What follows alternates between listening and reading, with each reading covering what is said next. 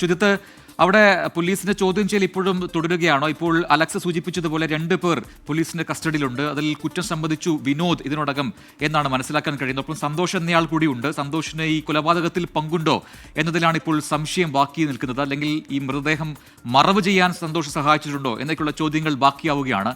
Police നൽകുന്ന സൂചനകൾ എന്താണ് സുജിത്ത് അവിടെ നിന്നും?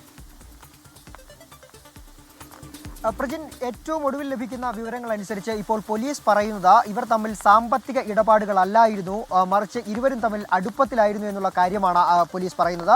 ഏറെ നാളായി വിനോദും പ്രിയമ്പതയും തമ്മിൽ വലിയ അടുപ്പത്തിലായിരുന്നു. ഇതിനിടയിൽ ഇവർ തമ്മിലുള്ള ബന്ധം ബ്രേക്കപ്പ് ആവുകയും അതിനിടയിൽ മറ്റൊരാളുമായി പ്രിയമ്പതയ്ക്ക് അടുപ്പമുണ്ടാവുകയും ചെയ്തു എന്നാണ്.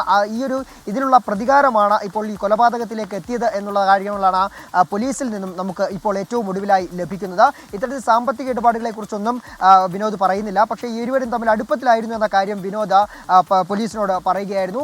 രാവിലെ ഏതാണ്ട് 12-ന് രാവിലെയായിരുന്നു ഈ സംഭവം നടന്നതെന്നും പറയുന്നു. അതിനുശേഷം ഈ പ്രിയമ്പതയെ മർദ്ദിക്കുന്നതിനിടെ പ്രിയമ്പത ബോധരഹിതയാകുകയും വലിച്ച് വീടിനുള്ളിലേക്ക് കൊണ്ടുവരികയും കഴുത്ത് ഞെരിച്ച് കൊലപ്പെടുത്തുകയും ചെയ്തു എന്നാണ് പോലീസിനോട് ഈ ചോദ്യം ചെയ്യൽ ആദ്യം വിനോദ് പറഞ്ഞിട്ടുള്ളത്.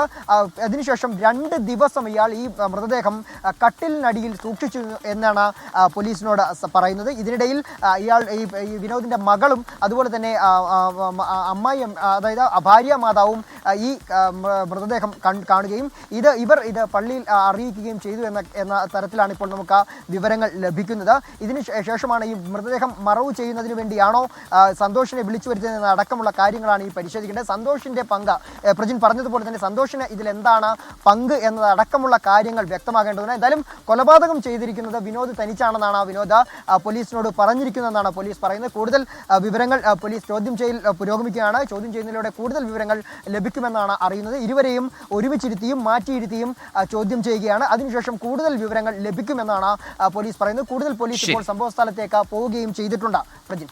യെസ്, സുജിത് സുരേന്ദ്രനാണ് ഏറ്റവും പുതിയ വിശദാംശങ്ങൾ ഈ കേസുമായി ബന്ധപ്പെട്ടിപ്പോൾ നൽകിയത്. പോലീസിന്റെ ചോദ്യം ചെയ്യൽ കൂടുതൽ കാര്യങ്ങൾ ഇപ്പോൾ വ്യക്തമാകുന്നു. സാമ്പത്തിക തർക്കമല്ല പ്രിയമ്പതയും വിനോദും തമ്മിലുണ്ടായിരുന്നത്. അവർ തമ്മിൽ അടുപ്പത്തിലായിരുന്നു, മറ്റൊരാളുമായി ബന്ധമുണ്ട് എന്നൊക്കെയുള്ള ചില ആരോപണങ്ങൾ ഇവർക്കെതിരെ വിനോദ് ഉയർത്തിയിരുന്നു. അത് പിന്നീട് തർക്കത്തിലേക്കും അത് കൊലപാതകത്തിലേക്കും നയിച്ചു എന്നാണ് ഇപ്പോൾ പോലീസ് കണ്ടെത്തിയിരിക്കുന്നത്.